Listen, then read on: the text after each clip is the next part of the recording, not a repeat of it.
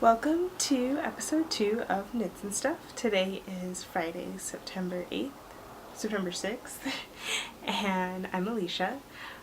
Today I'll be talking about works in progress, pretty things, local delights, and wibbly wobbly timey wimey. But first, I'd like to say welcome to those of you that are new, and to those of you that are returning, welcome back. Mainly probably my one viewer, which would be my best friend Miriam.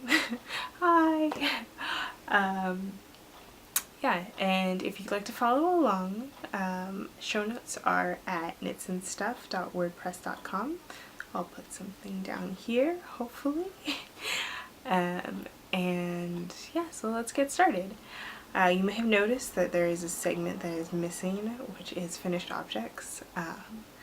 I don't know how people can get so much done within a week, and I had 2 weeks, but I have no finished objects.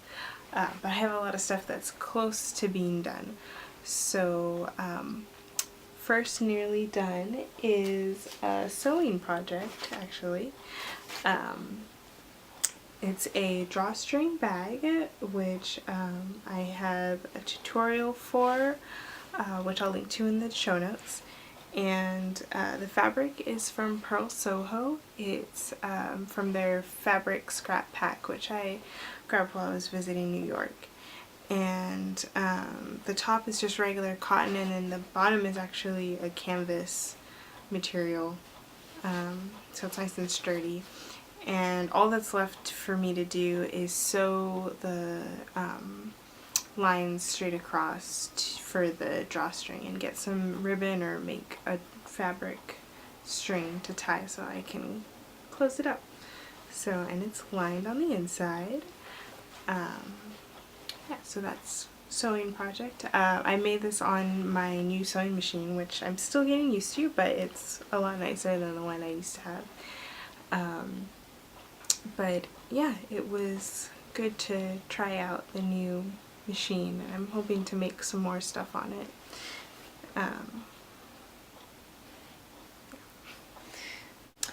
So my next nearly done knitting project is the Evangeline gloves mitts by Michelle Segalmi Shirley. Sorry, I butchered that. And they're in my owl project bag from A Needle Runs Through It. Excuse me. So I am almost done with these. I finished one and I've had to rip these out a lot.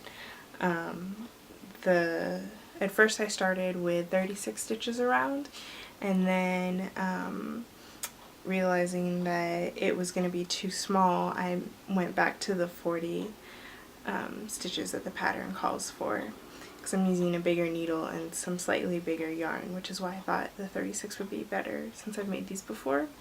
But the Malibu actually is not as big as I thought it would be. So doing 40 stitches around, and then I finished one, but I used the Afterthought thumb, yeah. And then it was stretching out the back of the fabric, so it looked kind of funny and it was kind of tight. So I decided to rip back and do a thumb gusset, which has the increases on that you start making in the pattern, and I followed Rachel D's project notes, which I'll link to in the show notes, and she has some instructions for doing the thumb gusset. And then the only changes that I made will be on this one, where I cast on 1 stitch instead of 2 when I was putting the thumb stitches on the waist yarn. And the reason I'm doing that is because when I picked up stitches for this one, I had to pick up 5 stitches instead of 4, because there were too many holes when I picked them up around. So and then I knit 2 together on the thumb, so I figured I could just knit just cast on 1 stitch instead of 2, and then I don't have to knit 2 together, and I can pick up 4 stitches. and then I don't have to knit 2 together on the main part of the glove either, because that's the right number of stitches that I need to do the ribbing pattern. And I'm not going to do a full repeat. I'm actually going to have to rip these out a little bit, because the ribbing right now is a little short for me, and I'd rather have it a little longer, but then the glove itself was too long. I didn't want it to go up too far over my fingers, so and I want the rib pattern to start earlier in the cable, because it just looks kind of long, the cable part. So I'm gonna rip back a little bit and then start the ribbing maybe after the 7th or 8th row. So that's more work for this one, and then this one I'll be able to do that from the start. So that's the Evangeline. And the next work in progress that I have is the Ginko crescent shawl. And I showed this last time. Right now I'm in the middle of a row. So I got to the beginning of the lace repeat, which you can kind of see. Sorry, I'm going to scroll down on my show notes. So this is the Ginko crescent. It's by Jade Keeney, and I'm using the hand spun from a loop bump that I got a couple years ago, and it's a self-striping roving, and I got to the purple part last time. I wasn't at the purple part yet, and then I was able to put a lifeline in, but I put it in a little bit too late, and the yarn that I was using, well, so they make these needles that have holes in the base, so you can stick your lifeline or your thread through the hole, and then as you knit, when you reach the end of the row, you'll have your lifeline through, so you don't have to weave it in. And I don't have those, but I have the Addy Clicks, the bamboo interchangeable needles. So I stuck the yarn that I had in between the cord and the needle, and then kind of pushed it on, which probably isn't the best thing to do, but but I did it and it worked fine. I don't know if it's good for the needles or not, but I also did it after I started the lace repeat because I forgot about it, and the yarn went through all my stitches, but it also went through all my stitch markers. So I have the stitch markers hanging on the waist yarn right now, or on the lifeline right now, which is okay because I can still tell where the pattern repeat is, because it's a 15 stitch pattern repeat, and they have purl stitches in between each section, or at the end of each section, so you can tell when the next one's coming up.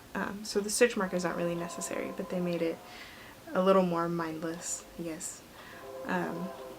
So yeah, I haven't made too much progress, but that's about as far as I got. Because it's a lace pattern, I haven't really been working on it other than when I have a chance to just sit down and look at the pattern. So, but hopefully I'll have it done soon. And then, so that's it for my knitting works in progress. I also have some spinning. This is actually my second take. So everything got moved around. I don't know where I put my drop spindle. Oh, there it is. So I showed this last time. This is the hand-dyed Rolex from Daybreak Dye Works, and it's on my shacked spindle.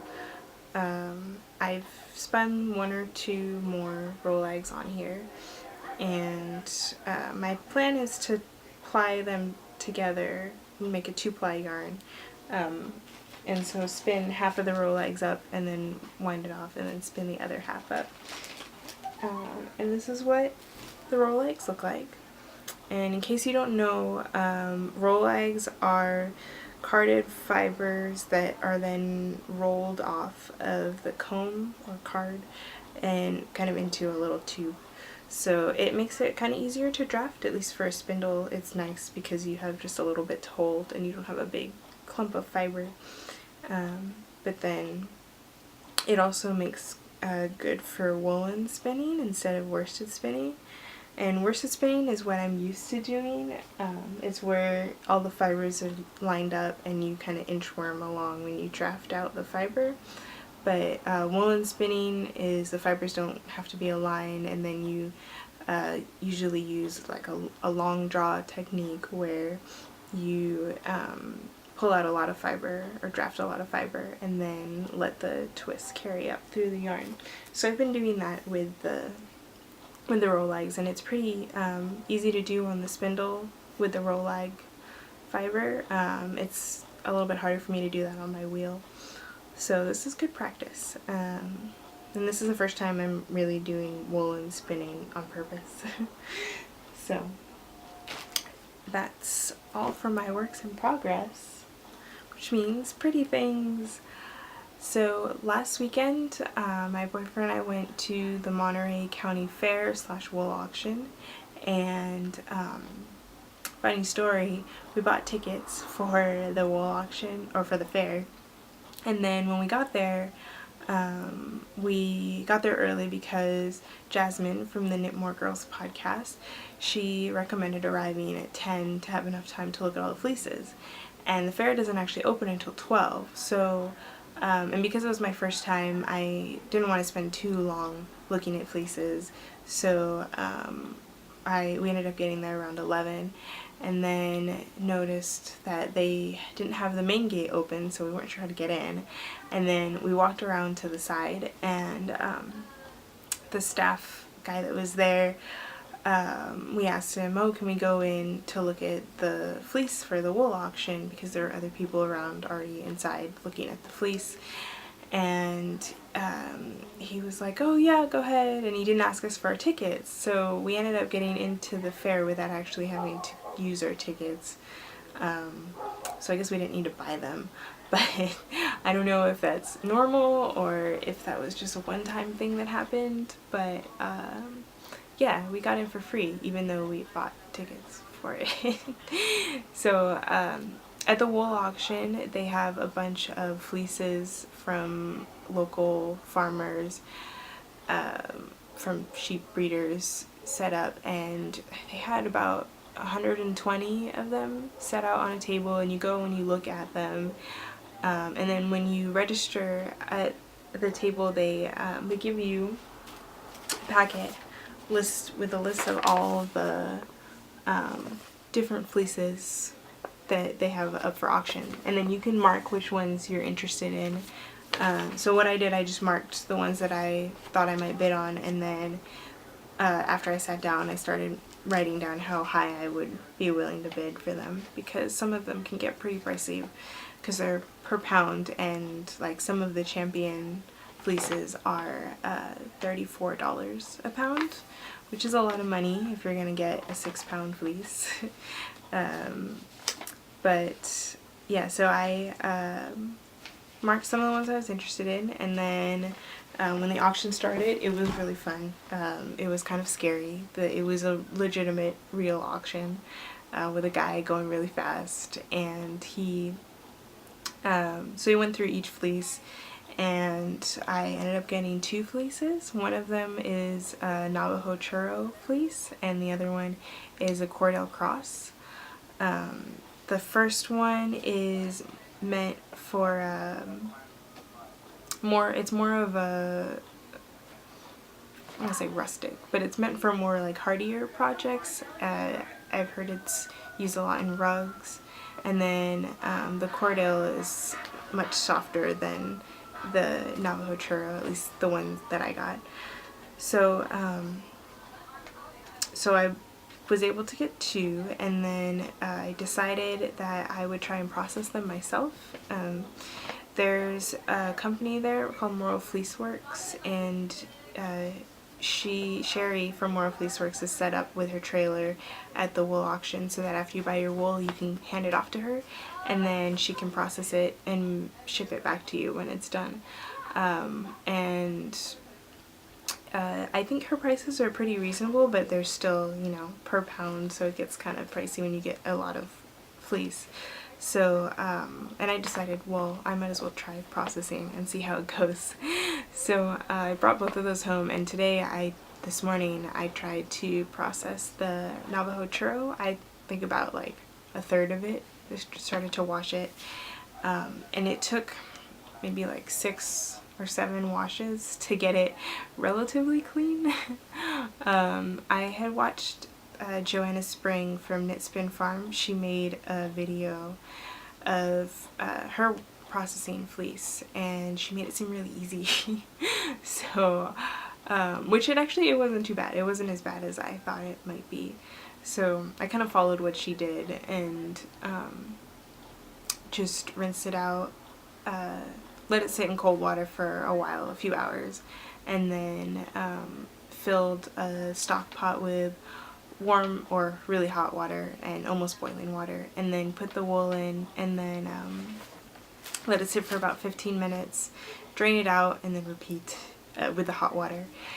So I did that about 6 or 7 times, and then now it's drying, and I don't know, it's drying in the garage, which I don't know if it's actually going to dry. I might have to stick it outside tomorrow morning, but yeah, that was interesting. Not as hard as I thought it would be.